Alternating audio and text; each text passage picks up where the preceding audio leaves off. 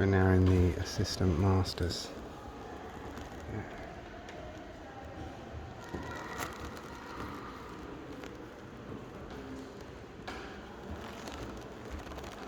Obviously I'm not going to be able to focus on every single picture and every single description because there is too much. But a lot of this is online, so if you like some of these pictures, go online, type in the Queen's House art collection, and you will be treated to an online feast with descriptions and stuff. I'll pick out any particular favourites. Assistant Masters Library and Drawing Room we're in at the moment.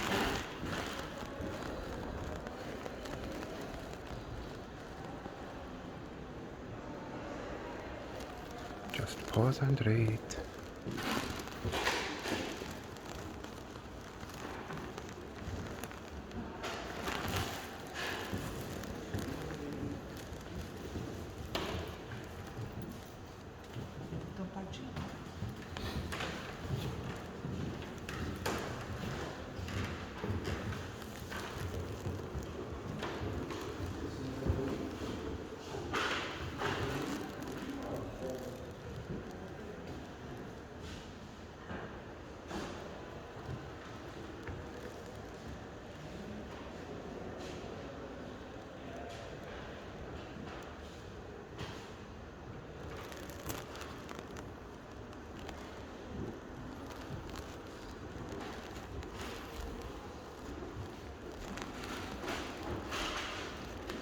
Convoy to Russia. 39:45.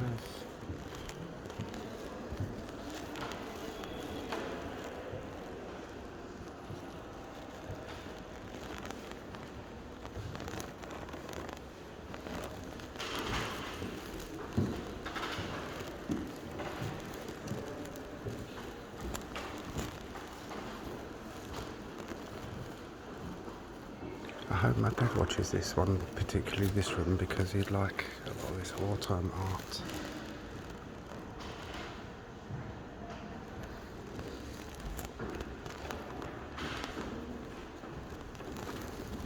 And here,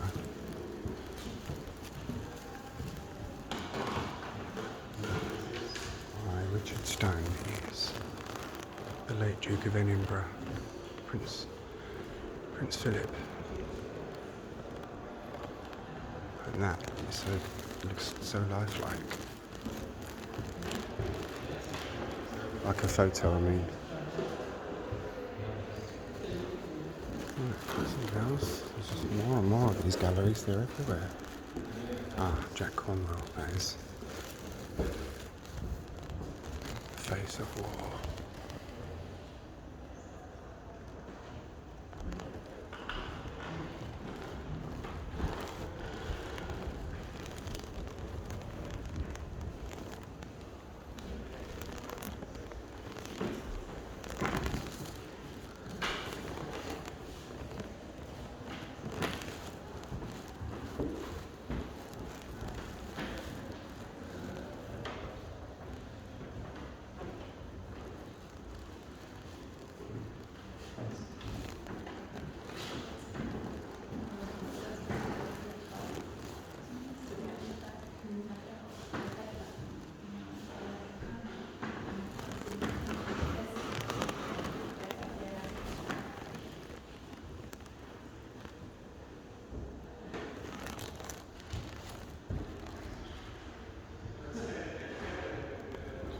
I won't focus on all the descriptions of all the art pieces like this, but this is wartime and these men, women, they gave their lives, many of them, and a lot of them gave their peace of mind to keep ourselves safe.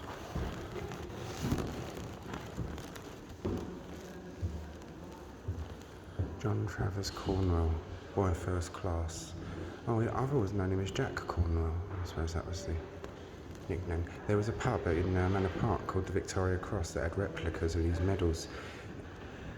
At first, he was buried in a pretty poor grave in the churchyard in Little Ilford in Essex. And when people found out his deed of bravery, it was an outcry, so he was quickly got out of that grave and given a much nicer one, which I will go and visit soon. and I'll visit the churchyard where he was originally buried.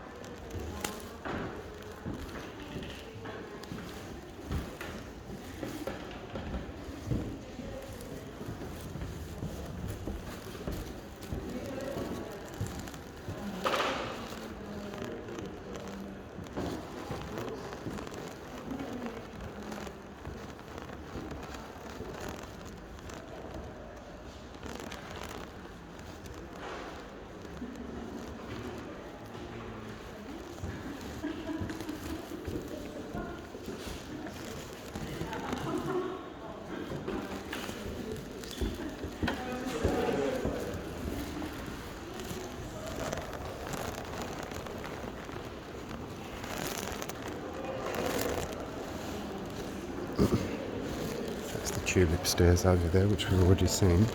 And we are going to continue our tour upstairs now, I believe, because we've been in that way. Up we go.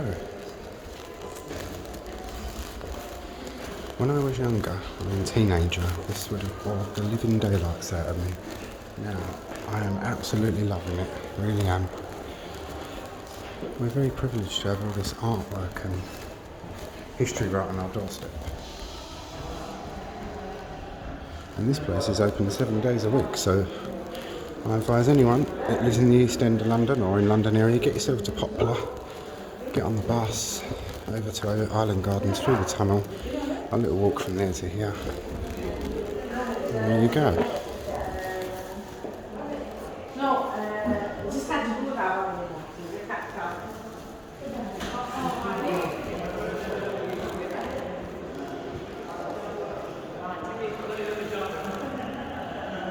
That floor, that's magnificent.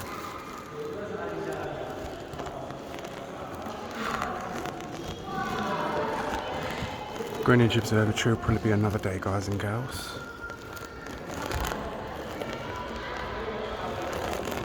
Hope you all understand, but obviously this one was quite... A lot of my best things, or ones that I enjoy the most, I don't know if you all find them the best, a lot of the things that I enjoy the most are impromptu. They happen quite without meaning to. I know the Queen's house, I didn't know it was open to the public and it was full of anything like this, really didn't. This is the most original part of the house, is by Inigo Jones.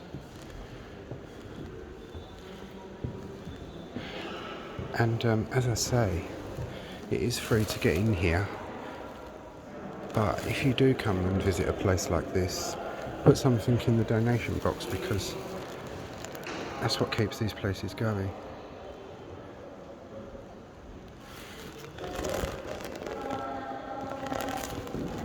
Sorry.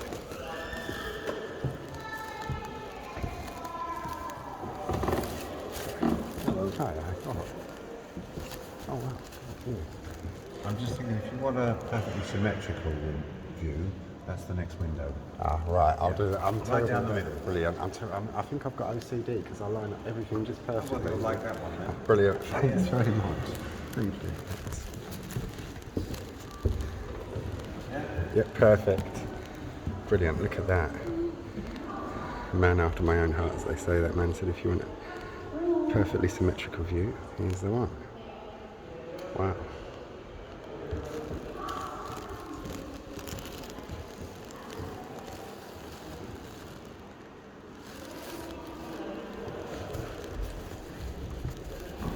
Queen's Presence Chamber.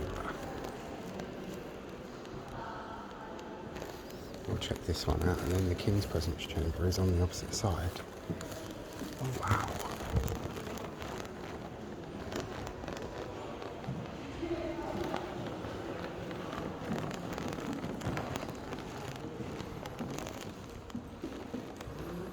Goodness me. And ladies and gentlemen, this is Queen Elizabeth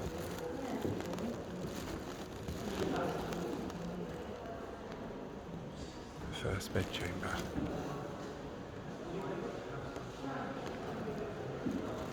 And we are going to see one of the most famous art pieces in the world.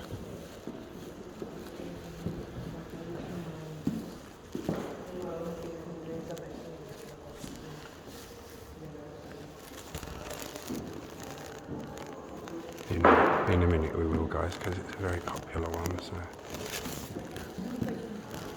let me introduce you to Queen Elizabeth I, the Armada portrait.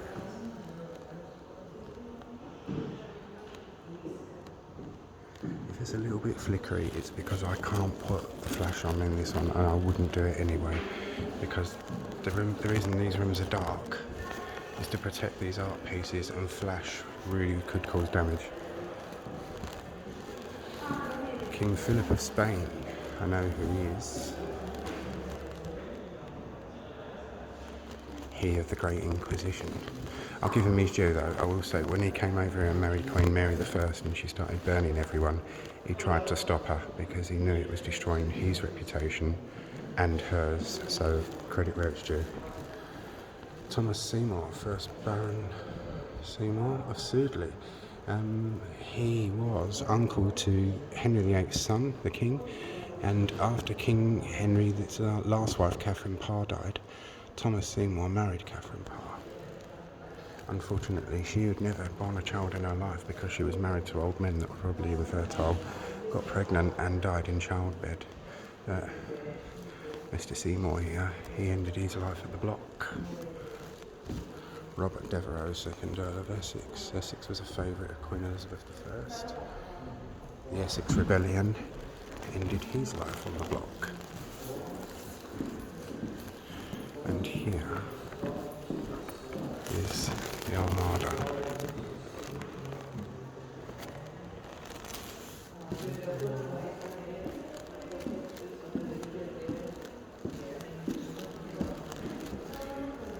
Richard Drake. Richard Drake was a master of the horse and desirable position. Sorry.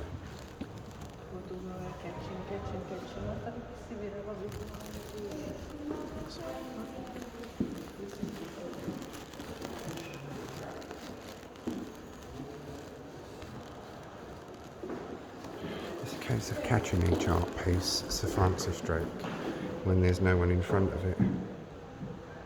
Pause to read descriptions, ladies and gents, because I'll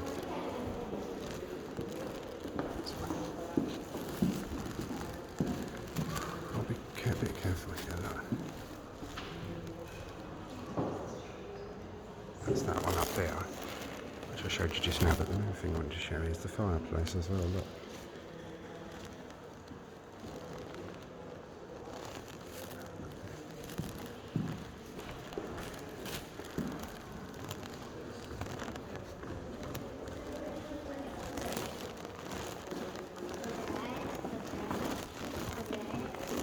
I mean, and the ceiling just on its own is spectacular.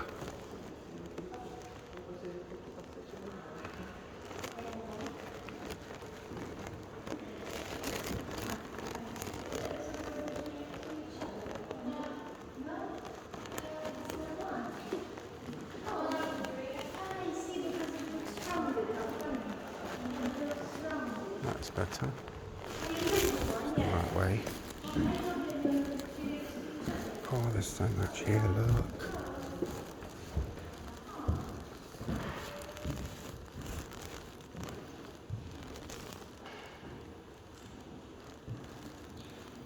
The Queen's Auntie room. In courtly times, like Tudor times and before, however important you were, depended on what room you got to go in. So these types of rooms, like the Queen's Bedchamber, the ante rooms and that, only the most important courtiers would get to come and see that. And the crazy thing is, you got to come and see things like the Queen being dressed, or the King eating his breakfast, or when a monarch or queen was giving birth in those days, the room would be literally full of courtiers. One, so they would witness that the baby wasn't a changeling or a bastard or whatnot. And it's just what was done. privacy didn't really exist in those days. And notice these are just rooms that go from one room onto another. They didn't really have corridors in those days either, so...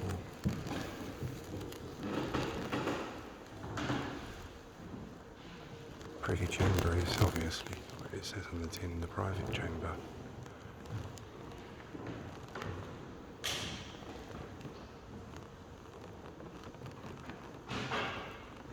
Queen Elizabeth I's courtiers. It's the Great Council.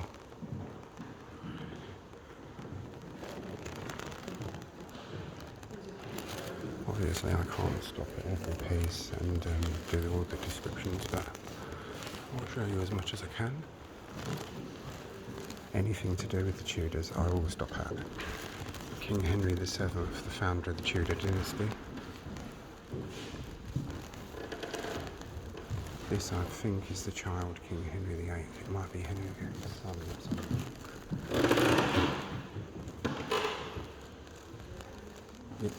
It's King Edward.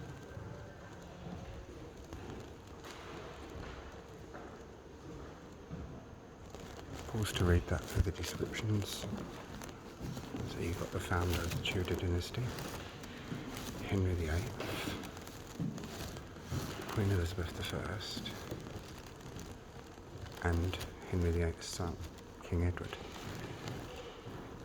King Edward, I'm going to tell you a bit interesting piece of history here.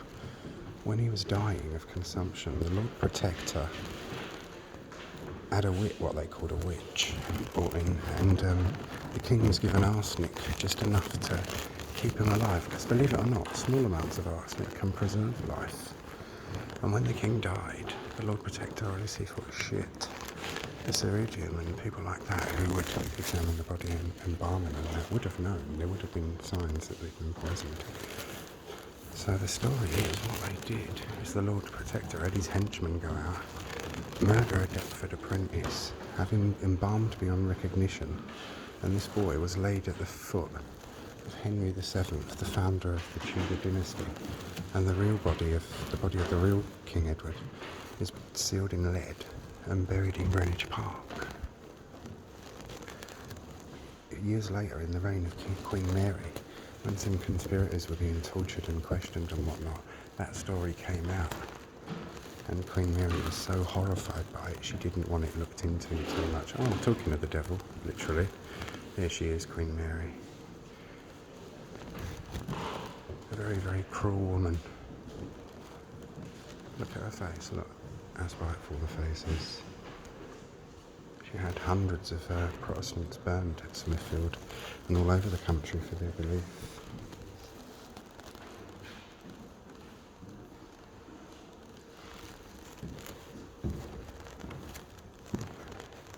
Hope everyone's enjoying this. That's Queen Anne. She had quite an unpleasant life, poor woman, actually. Couldn't have a child and oh, who's that? Oh, that's some kind of death mask, kind of deathbed thing.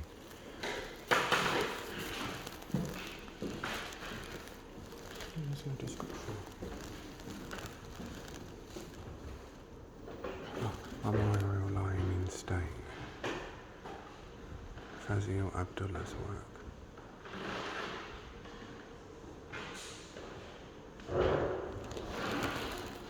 Oh, it's done in copper.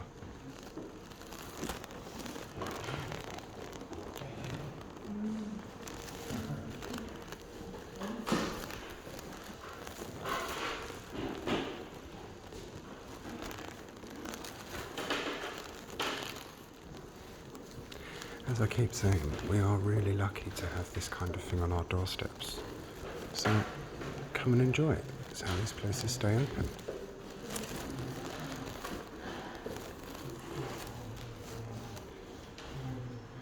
I mean, and whatever your budget, you haven't got to put a fortune in the collection box. Even £1 is welcome.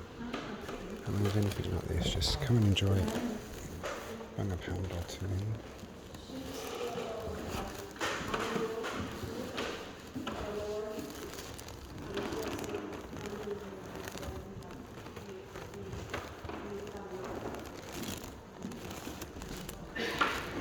as I say, with palaces and castles years ago, they didn't really have corridors and passages like that as we know them, so one room just led to another. You didn't really, especially if you were royal or noble, privacy didn't exist. You was always surrounded by someone.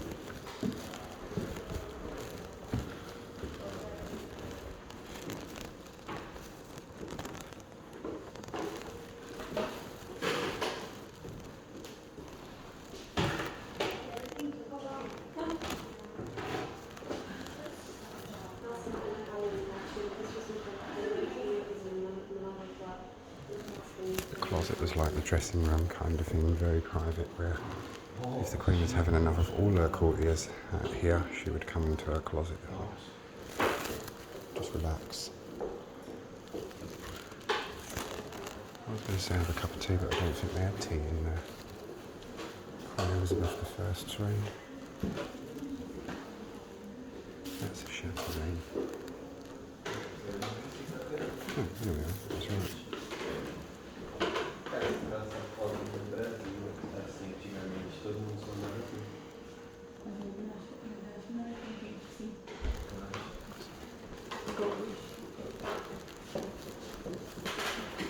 That watches, yes, I like. Anyone that knows me knows I love pocket watches, and I've got a few of them at home. Look at that miniature one.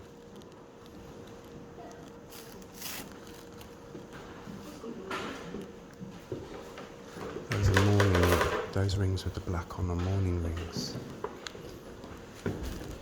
In the days when you didn't have pictures, people would have locks of hair and things like that put into a ring so they wouldn't forget their loved ones, because people were scared of forgetting their loved ones when they died. Oh, sorry.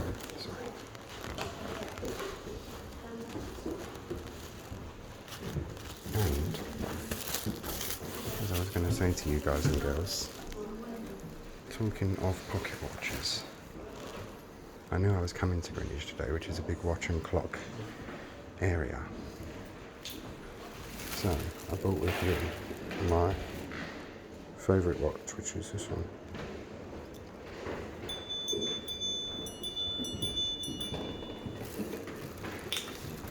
Sorry. And it's a charming watch, and that tells me that it has just gone. Sorry. It's between 2:45 and 4 o'clock.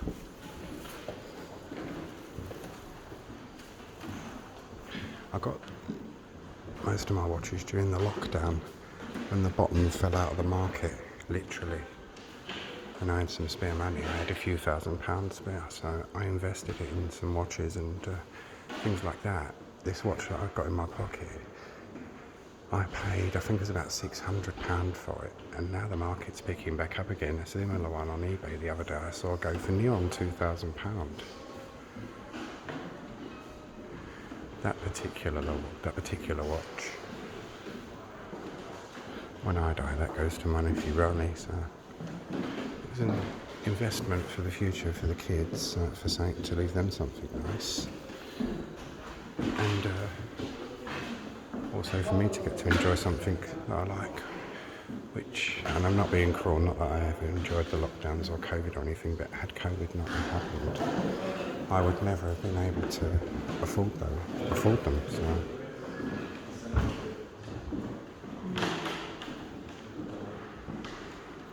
I was kind of ruthless and got in when the market was on its bottom kind of thing.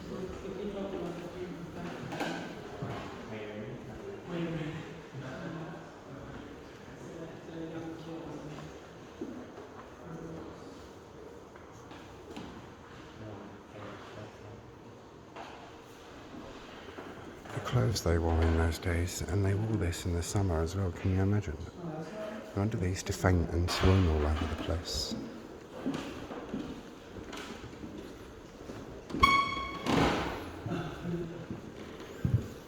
I always managed to find the really squeaky floor ones. Sorry.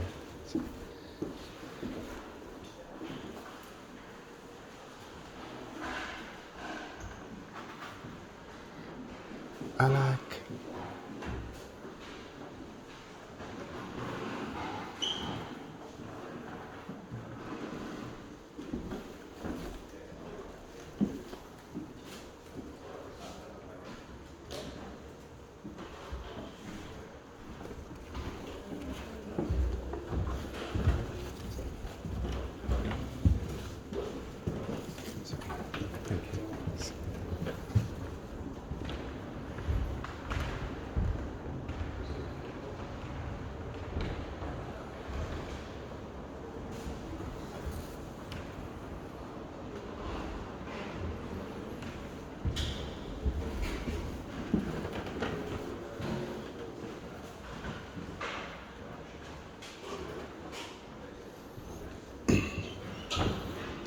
be extremely easy to get lost around here.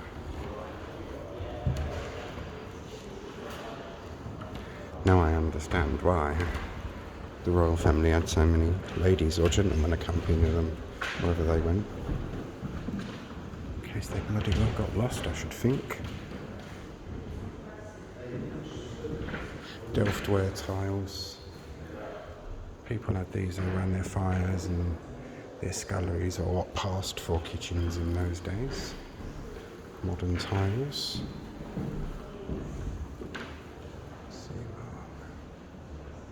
See, I like that when you get the juxtaposition of something very old alongside something very new.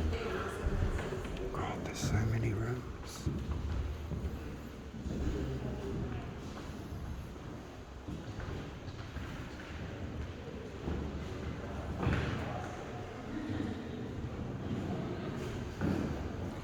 We'll be coming up to our 30 minutes on this one again, guys and girls, so I'll stop again soon and we'll do part 3. And I think this is going to be one of these locations where I'm going to have to come back and cover it all on several occasions because it's just too much to cover all at once.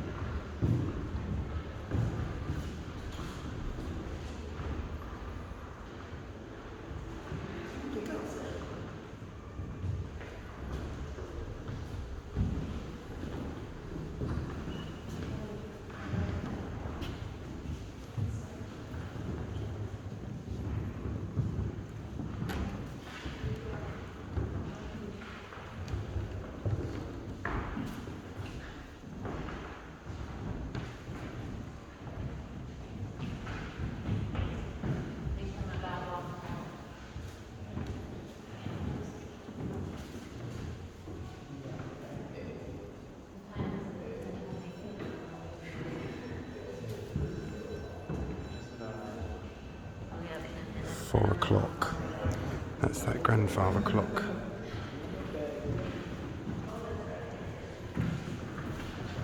So my own charming watch was right.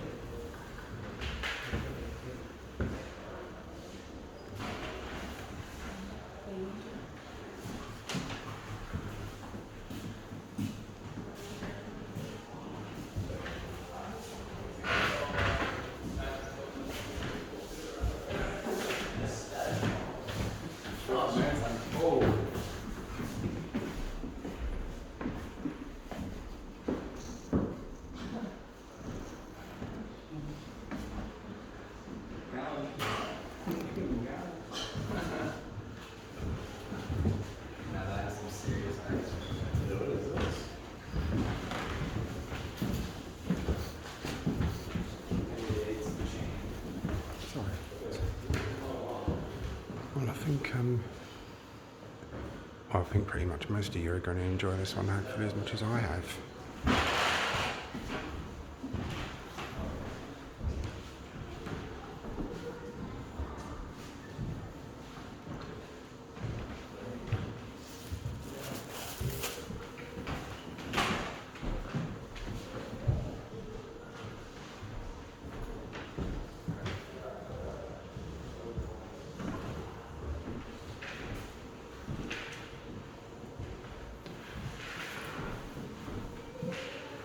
I'll do this room and then I'm going to have to stop and start part 3.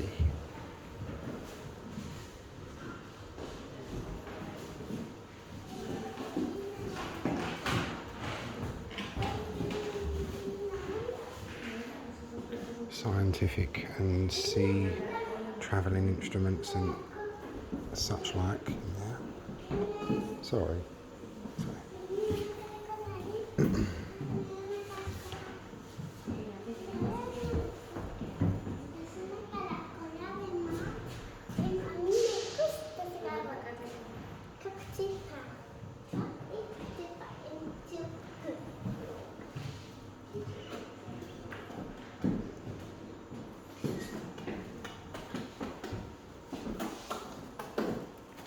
Guys and girls, I am going to end this one in a sec, so join me all for the next part.